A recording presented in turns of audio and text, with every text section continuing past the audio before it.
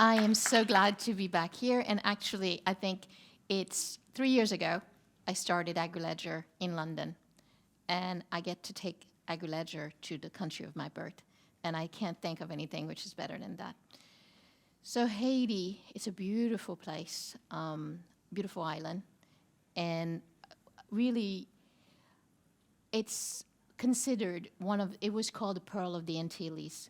And unfortunately, something happened, which was in 1795, it became the first black nation to actually gain its own independence from the French. What that brought, however, were a lot of other problems because the trade routes, Haiti was actually reason for a lot of Europe being. So next time Columbus went in 93, he bought sugarcane. And that meant that the trade route for sugar, coffee, and everything that made Europe rich. And so when they got their independence, the French said, no, you can't trade with us. And of course, black nation could not trade with the US, so which meant 100 years of stop. Then things started getting better, but of course we had the US thinking, oh, we need to protect against Cuba. Then finally you get 2008, you have the earthquake and the hurricane, which mean devastation. I would love to say Haiti's better. Today, there's a big crisis going on, and that is really financial crisis, which was brought on by the fact that Venezuela, 10 years ago, gave Haiti money to help with infrastructure. None of it went to take care of business. When we look at the Dominican Republic, everything, the roads are built. In Haiti, they're not. And unfortunately, the government in place right now is also at risk because the president had a company which participated. Now, that brings in a really harsh economic reality, which is Haiti is, for the most part, 50% agrarian. However, access to market is the biggest thing, and this is what we're looking to do with the blockchain. And what I love best about this is not something where I went and said, can I come in and do it? It was actually something where the country is looking for means. One of the things that happens today is that what's happening is most people are living in cities, which means we're getting food in from the farm, and it's a very complex mechanism for doing that. So that really tells us the need for supply chains. Then the other issue there is that we want certain exotic things, like we want mangoes, we want avocados, we want pineapple.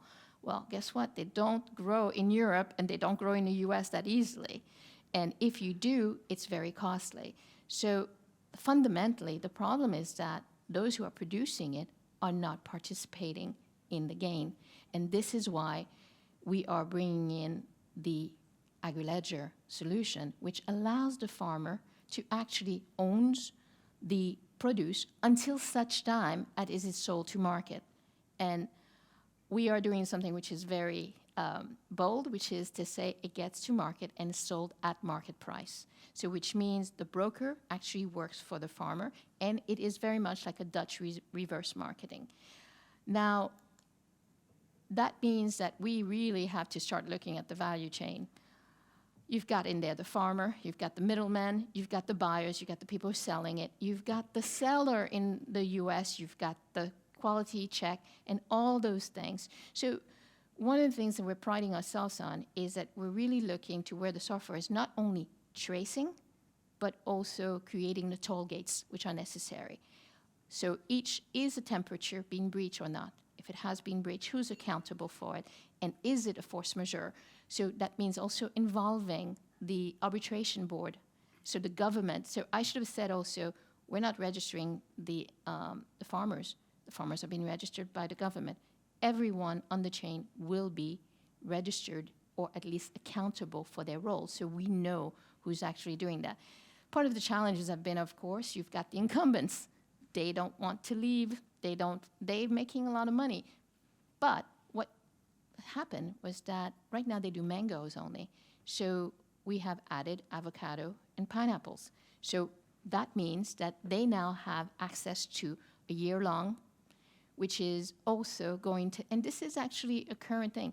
We can look to actually have better, more modern factories. So this is something that can allow. We believe that the actual cost or take will be about 14 million in 2 years. That's what the studies are saying. Dominican Republic started doing the mango. In 5 years, they're up to 20 million. So there is a great opportunity there. So the mechanics of it is that we actually are registering the farmers. They get to call. So because infrastructure is a big problem. So, love to say the blockchain solves everything, but if you can't charge the phone, how are you going to call? And so we are having a team that works with them. It is picked up. We also get to know how much has been left at the farm, so we can also see how much of waste and what education we need to do to get to the farmers. This is not about getting them to quantity. This is to get to quality, which means when we go to the store and we buy something, we now know not only where it came from, how long did it take to get to us, and we don't need to worry.